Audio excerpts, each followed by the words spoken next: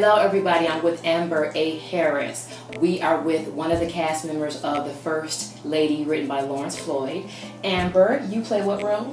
Marlena Cato, the First Lady. The First Lady, yes. Okay. So tell me, before we get into the character itself, tell me about yourself. Where are you from? I'm born and raised Atlanta, Georgia, the city, not the boroughs. Born and raised Atlanta, Georgia. Okay, and what made you be an actress? Well, the only child syndrome. I remember asking my mother if she would give me a brother or sister, and she said, you have enough baby dolls and enough cousins, so therefore you need to entertain them. So I started teaching my baby dolls. I started singing to them, dancing in front of them, whooping them with rulers, preparing me to be a school teacher, which I was, but I didn't whoop children. But that was really how I started, being by myself, being an only child, having a lot of free time, and so I entertained myself. And it's something that's been a part of my life since I was about 5 years old. That's when the first recording of me was snuck and recorded. And I'm 5 years old. I was just teaching my baby dolls and singing to them. It was a physical cassette tape that I was embarrassed by, and I tore it up, and my mother almost killed me, so I don't have it anymore. But that was the first, this is what she's going to do at around 5. I love it. What I love about you, when I saw you in The Widow Miss Mamie, a show that you did recently in New York City, you have a lot of control within your voice, and I think that that's a wonderful thing, and I think that a lot of singers don't have it, that people, can sing, but they don't have control. Right.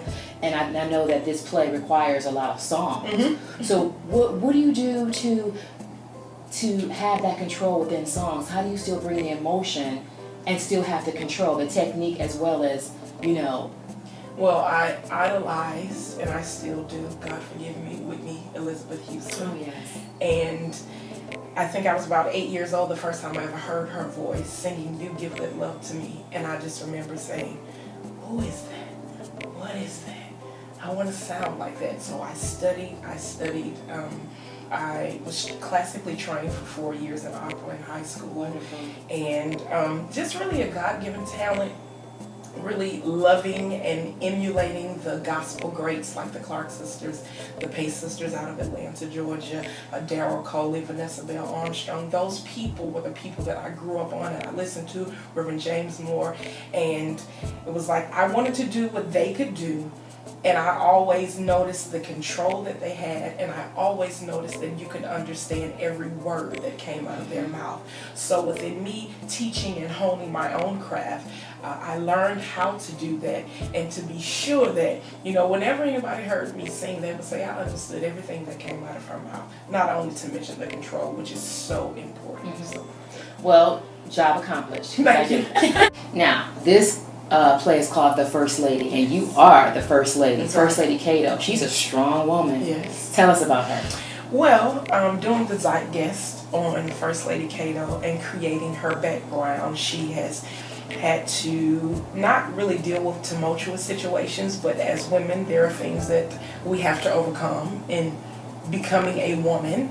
And there were certain things that happened in my life that caused me to be a little overbearing and a little headstrong, and within that I've carried those traits into my marriage, into my church, where I love my husband dearly, and I'm very protective of him because I am, in a sense, trying to mask and cover something else.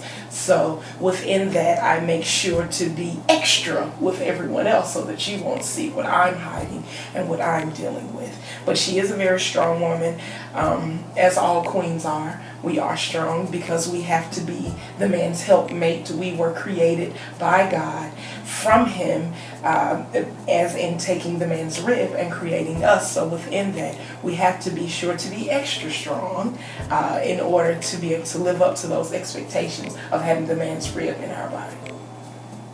Ladies first, in other words. Yes. Amber A. Harris, the First Lady. Thank you. Thank you.